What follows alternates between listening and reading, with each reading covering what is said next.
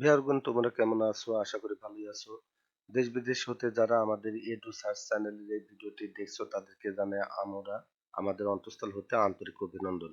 তোমরা দেখতে পাচ্ছ যে শিক্ষা মন্ত্রণালয় কর্তৃক যে একটি লিংক www.dsae.gov.bd এখান থেকে একটা বিজ্ঞপ্তি বা নোটিশ এসেছে যেটা আমাদের শিক্ষার্থীদের জন্য খুবই গুরুত্বপূর্ণ। তোমরা দেখতে পাচ্ছ বিষয় ৬ষ্ঠ থেকে ৯ম শ্রেণীর পুনর্বিন্যাসকৃত পাঠ্যসূচির আলোকে মূল্যায়ন নির্দেশনা। এখানে তোমরা দেখতে পাচ্ছ যে এই যে লেখা আছে ১৬ মার্চ পর্যন্ত ক্লাস হওয়ার পর কোভিড-19 মহামারীর কারণে ১৮/৩/২০২০ তারিখের থেকে অদ্যাবধি সকল শিক্ষা প্রতিষ্ঠানের কার্যক্রম বন্ধ আছে। তথাপি তোমাদের একটি বিশেষভাবে মূল্যায়নের জন্য অ্যাসাইনমেন্টের ব্যবস্থা নেওয়া হয়েছে। অ্যাসাইনমেন্ট হলো যে তোমাদের যে একটি নির্দিষ্ট কাজ দেওয়া হবে একটা নির্দিষ্ট ছকের মাধ্যমে বা নির্দিষ্ট পেজের মাধ্যমে সেগুলো তোমরা বাসায় নিয়ে সেই মাফিকে তোমরা আ একটা A4 সাইজের পেপারে সুন্দরভাবে লিখে তা নিজ নিজ শিক্ষা কেন্দ্রে জমা দিতে হবে।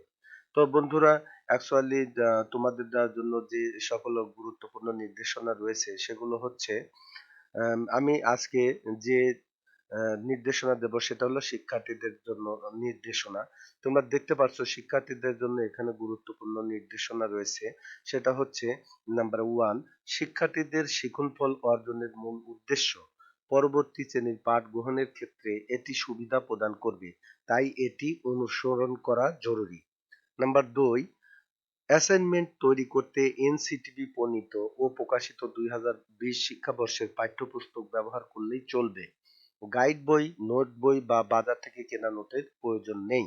নাম্বার ৩ মূল্যায়নের ক্ষেত্রে শিক্ষার্থীর নিজস্বতা, স্বকীয়তা ও সৃজনশীলতা যাচাই করা হবে।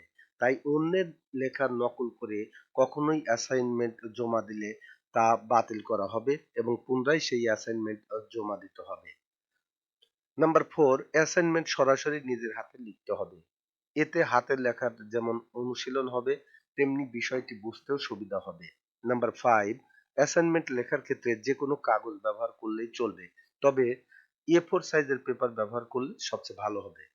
তবে কাভার পৃষ্ঠায় সর্বোপরি তোমার নাম, এরপর শ্রেণী, এরপর রোল, এরপর যে বিষয়ের অ্যাসাইনমেন্ট সেই বিষয় বা সাবজেক্ট লিখতে হবে ও অ্যাসাইনমেন্টের শিরোনাম, ধরন স্পষ্ট লিখতে হবে।